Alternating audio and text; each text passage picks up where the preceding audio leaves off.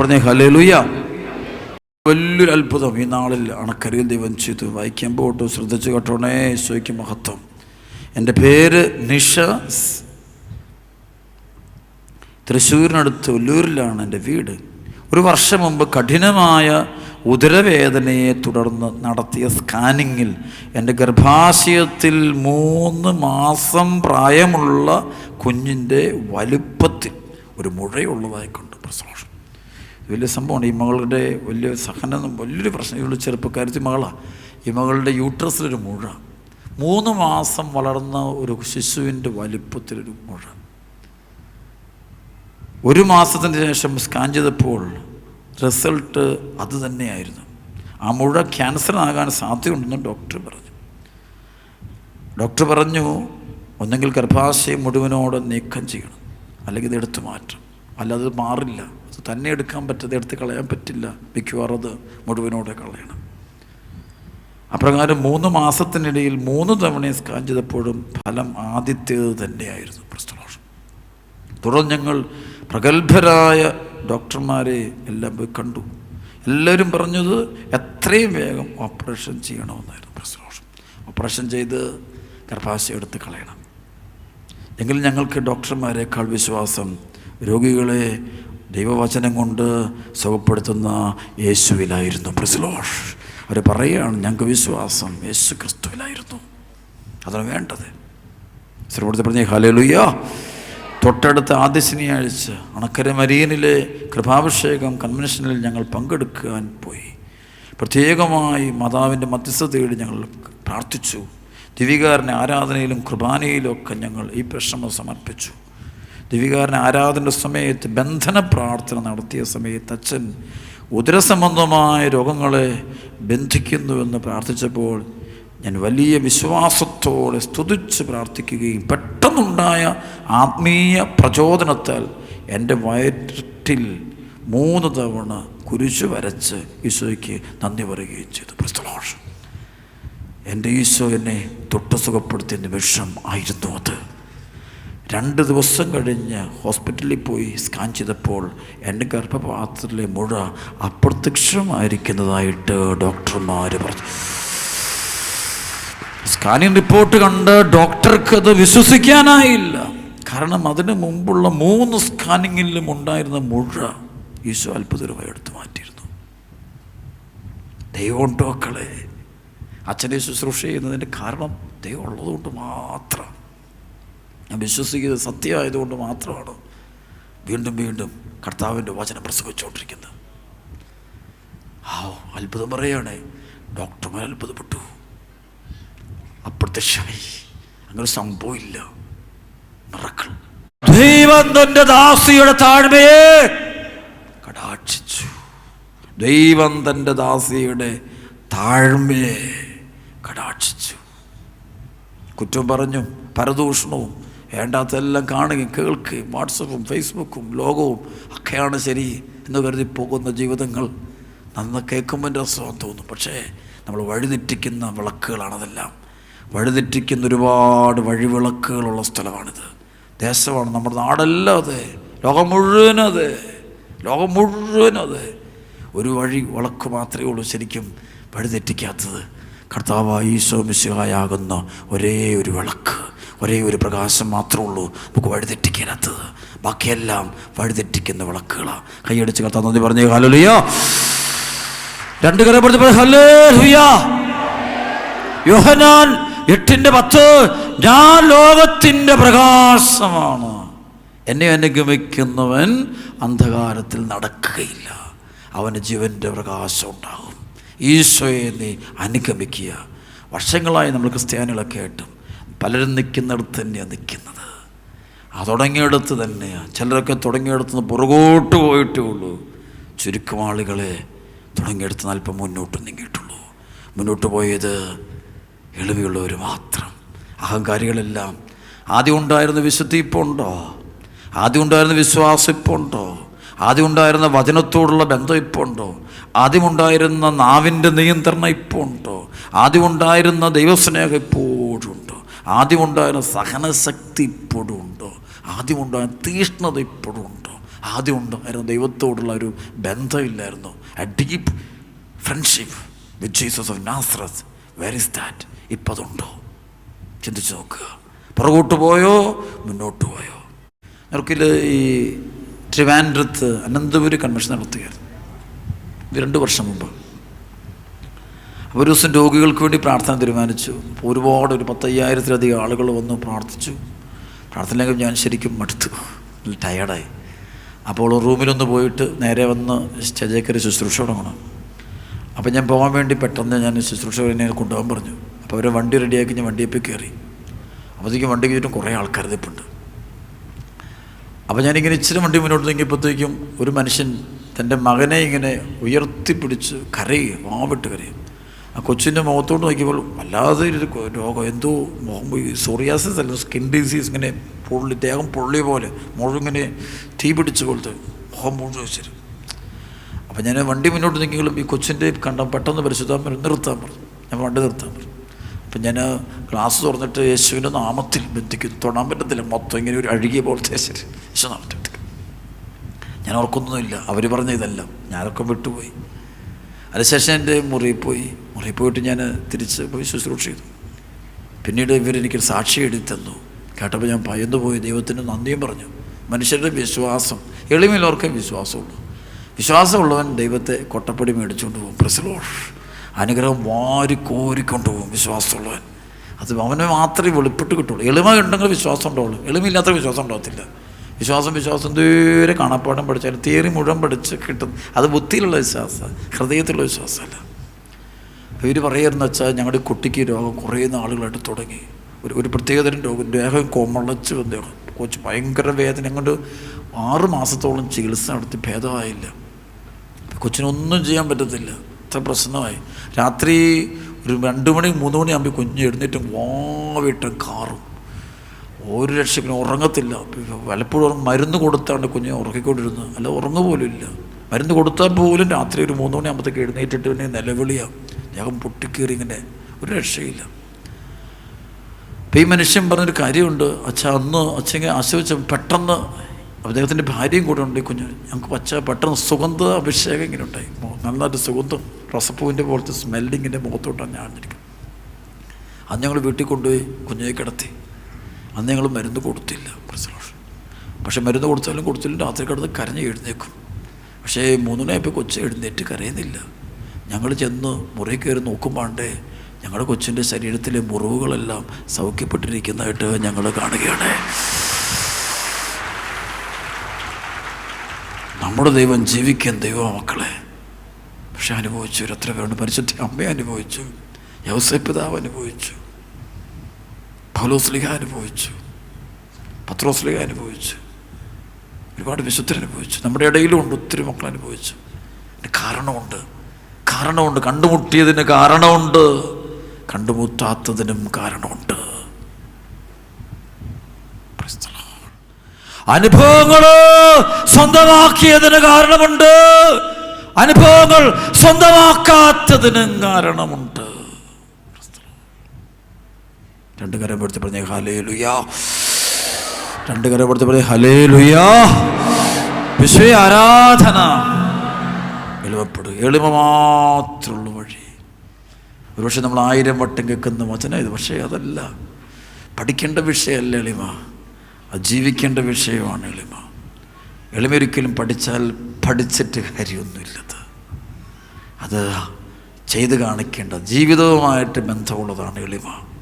അല്ലെങ്കിൽ ക്ലാസ്സുകൾ ഒരു 100 പേജിൻ്റെ എളിമയെക്കുറിച്ചുള്ള, ഹ്യൂമിലിറ്റിയെക്കുറിച്ചുള്ള ക്ലാസ് കൊടുക്കുന്നതല്ല. ഹ്യൂമിലിറ്റി ഉണ്ടാകാൻ വഴി ഒന്നും വേണ്ട. ഒരാൾ എളിമപ്പെട്ട് കാണിച്ചാൽ മതി, പെട്ടെന്നത് മനസ്സിലാകും. അതിന് മഹത്വം മനസ്സിലാകും. അത് കാണിച്ചത് നമ്മുടെ കർത്താവ് വിശ്വസിച്ചത് അതുതന്നെയാണ്. അതുകൊണ്ട് വചനം മുഴുവൻ തന്നെ എളിമ എന്നൊരു അഭിഷേകത്തെക്കുറിച്ച് പറയും. എളിമപ്പെടാതെ കൃപ നേടിയെടുക്കാൻ പറ്റില്ല. സർവ്വത്തിൽ പറഞ്ഞേ ഹല്ലേലൂയാ. ലൂക്കാസ് വിശേഷം 18:14 പറയും, തന്നെ ഉയർത്തുന്നവൻ താഴ്ത്തപ്പെടും. തന്നെ താഴ്ത്തുന്നവനെ ദൈവം ഉയർത്തിയിരിക്കും. ഫരിസേയനും ചുങ്കക്കാരനും പ്രാർത്ഥിക്കാൻ വന്നു, ധ്യാനം കൂടാൻ വന്ന പോലെ. ഫരിസേയൻ പറഞ്ഞു, ഞാൻ ഇടയ്ക്കിടയ്ക്കെല്ലാം ധ്യാനിക്കുന്നതാണ്. പ്രസിഡന്റ് എത്ര ധ്യാനം കൂടിയിരിക്കുന്നു, എത്ര ക്ലാസ്, ഏത് ബൈബിൾ, ഏത് വചനം, അച്ഛൻ്റെ വചനം തുടങ്ങുന്നതിന് മുമ്പ് എൻ്റെ ബാക്കി ഞാൻ പറയാം. പക്ഷേ അങ്ങനെ നിൽക്കുന്നവനാണ് ഈ പരിസയൻ. എത്ര കുമ്പസാരം നടത്തിയിരിക്കുന്നത് ഞാനെല്ലാം എനിക്കറിയാം. I know everything, I know. പക്ഷേ ചുങ്കക്കാരൻ അങ്ങനെയല്ല. എനിക്കൊന്നും അറിയത്തില്ല. I don't know anything. എനിക്കൊന്നും അറിയില്ല. ഞാൻ പാപിയായതുകൊണ്ട് എനിക്കൊന്നും അറിയത്തില്ല. അവനങ്ങ് താഴുകയാണ്. മാറത്തടിച്ചുകൊണ്ട് നിലവിളിച്ച്, ദൈവമേ പാപിയായ എന്നോട് നീ കരുണയായിരിക്കണം. കാരണം എന്തെങ്കിലും അനുഗ്രഹം കൊണ്ടാണ്, നിൻ്റെ കരുണ മാത്രമേ ഉള്ളൂ. എനിക്കൊരു യോഗ്യതയില്ല. അൺവർത്തി ഓ ലോർഡ്. ഒരാൾ ഞാൻ യോഗ്യനാണെന്ന് പറഞ്ഞേക്കുന്നു, വേറെ ആൾ എനിക്കൊരു യോഗ്യതയില്ല. നിന്നെ നോക്കാൻ പോലും, അതുകൊണ്ട് കണ്ണുകൾ ഉയർത്താൻ പോലും ധൈര്യപ്പെടാതെ ഒരിക്കലും കുറേ നാളുകൾക്ക് മുമ്പ്, ഒത്തിരി വർഷം മുമ്പ് വിദേശത്തൊരു ശുശ്രൂഷ നടത്തിക്കൊണ്ടിരിക്കുമ്പോൾ ആൾത്താരിൽ ഇങ്ങനെ ശുശ്രൂഷയിൽ സഹായിക്കുന്ന ശുശ്രൂഷയ്ക്ക് വരുന്ന ഒരു മനുഷ്യൻ. അപ്പോൾ അദ്ദേഹം ഇങ്ങനെ യുക്രിസ്റ്റിക് മിനിസ്റ്റർ, ഈ കുർബാനയൊക്കെ വിതരണം ചെയ്യുന്നവരാണ്. അപ്പോൾ ഇങ്ങനെ ഒന്ന് ഈ മനുഷ്യൻ വന്നിട്ട് ആൾക്കാരെ ഒന്ന് എടുത്തുകൊണ്ടൊക്കെ ദൈവം, ഞാൻ പറയും, എൻ്റെ ദൈവമേ ഇത്രയും വർഷം ഞാൻ അച്ഛനായിട്ട് ഞാൻ ഇത് എടുക്കുന്ന എനിക്ക് പേടിച്ച് എടുക്കുന്നു. പക്ഷേ ഈ മനുഷ്യൻ ഒരു കൂസലും ഇല്ലാതെ വന്ന് എടുത്തുകൊണ്ട് ഇങ്ങനെ പോകുന്നു. ഇതൊരു ശരിയല്ല. അപ്പം ഇതിന് ശേഷം ഈ മനുഷ്യൻ എൻ്റെ അടുത്ത് വരുന്നുണ്ട്. തകർന്ന് ധരിപ്പണമായൊരു കുടുംബം, പാവം മൊത്തം, എന്നെ ഇല്ലാത്തൊന്നുമില്ല. അപ്പം ഞാൻ പറഞ്ഞു, സഹോദര, അഹങ്കാരം കൂടിയതാ ഈ അപകടത്തിന് മുഴുവൻ കാരണം, വേറൊന്നുമില്ല. ഞാൻ ആൾത്താരെ വെച്ച് അദ്ദേഹത്തെ ശ്രദ്ധിച്ചതാണ്.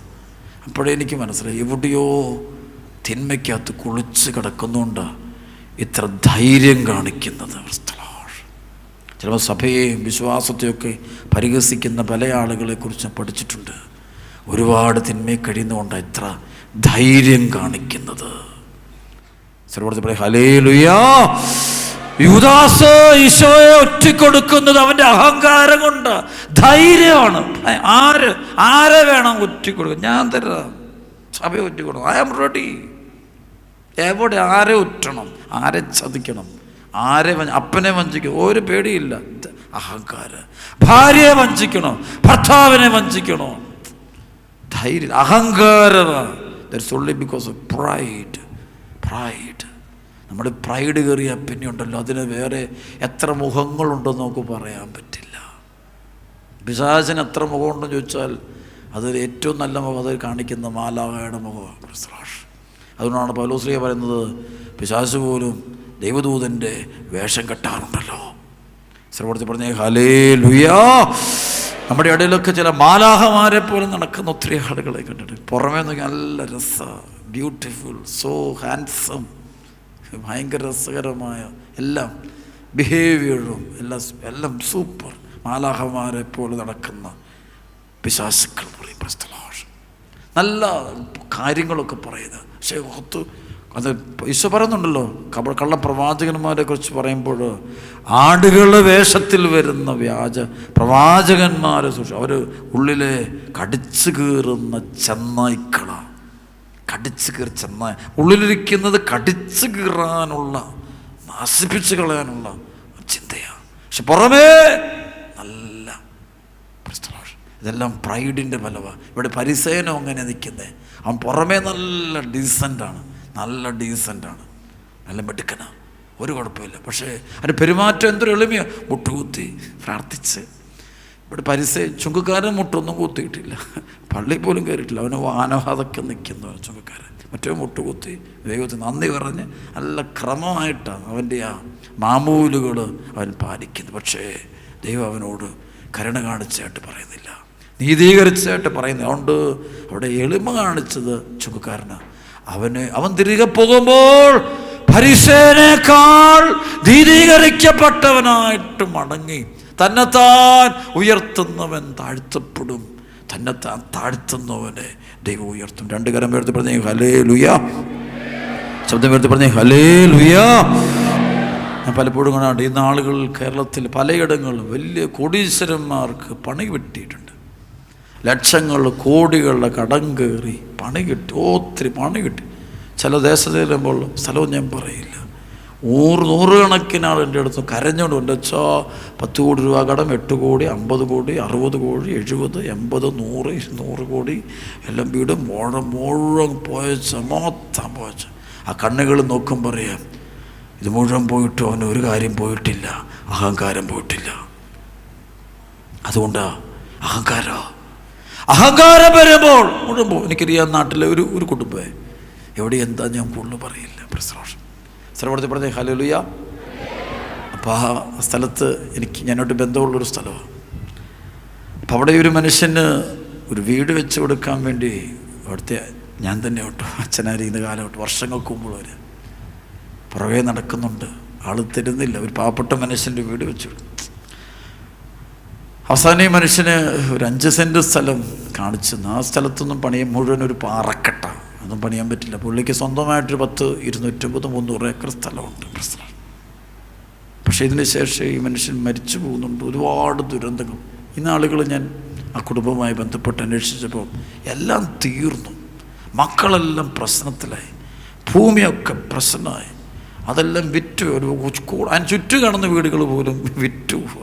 എല്ലാം തീർന്നുകൊണ്ടിരിക്കുക. അപ്പോൾ അവർ തന്നെ പറയും, എന്ത് പറ്റി കുടുംബത്തിന്, എന്ത് പറ്റി, ശാപം കിട്ടിയാണോ ഒക്കെ ചോദിക്കാം. അങ്ങനെ ശാപം കിട്ടി.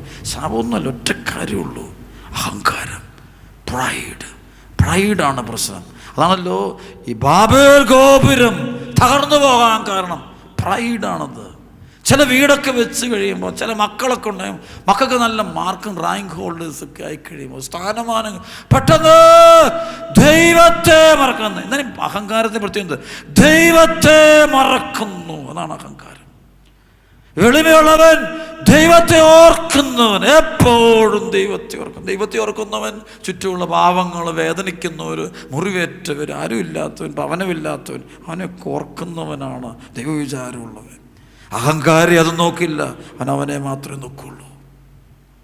അവനെ മാത്രം, അവൻ്റെ സുഖം, ഞാൻ കുടിക്കും, ഞാൻ വലിക്കും, ഇഷ്ടമുള്ള ആളുടെ കൂടെ പോയി കിടക്കും, ജീവിക്കും. ആരും എന്നോട് എന്നെ ആരും ഒന്നും ചെയ്യാൻ പോകുന്നില്ല, കാരണം എനിക്കെല്ലാം ഉണ്ട്. അതാണ് അഹങ്കാരി. പക്ഷെ അവൻ അങ്ങ് മൂളുവരെ ഉയർത്തിക്കൊണ്ട് പോവും. ദുഷ്ടനെ പന പോലെ വളർത്തും. അവസാനം പിന്നെ താഴോട്ടാണ് വളരുന്നത്. ഇവൻ പലരുടെയും വളർച്ച താഴോട്ട് വരിക. അഹങ്കാരം കെട്ട് വരുന്നതാണ് എല്ലാ സഭയിൽ പോലും കാണാം, സഭാ കൂട്ടായ്മകളിലും കാണാം, ഇടവകളിലും കാണാം, ദൈവജനത്തിലും കാണാം. എല്ലാം പ്രൈഡ് വരുമ്പോൾ ദൈവത്തെ മറക്കും, ദൈവകൽപ്പനകൾ മറക്കും.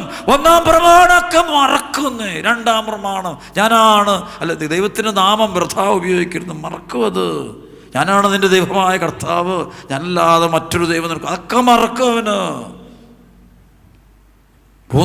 കർത്താവിൻ്റെ ദിവസം ഞായറാഴ്ചയായിരുന്നു ഇന്ന് ചോദിക്കുവനെ, മറക്കുമെന്ന്. ചില പരിപാടികൾ വരുമ്പോൾ എല്ലാം മറക്കുവന്. മാതാപിതാക്കളെ മറക്കുവന്, നന്നായിട്ട് മറക്കും. ഭാര്യയെ മറക്കും, ഭർത്താവിനെ മറക്കും. അഹങ്കാരം വരുമ്പോൾ എല്ലാം മറന്നു പോവും. സോറി പറയും, അയ്യോ ഞാൻ മറന്നു കേട്ടോ, സോറി മറക്കും. പരിസരം മറക്കും, എല്ലാവരെയും മറക്കും.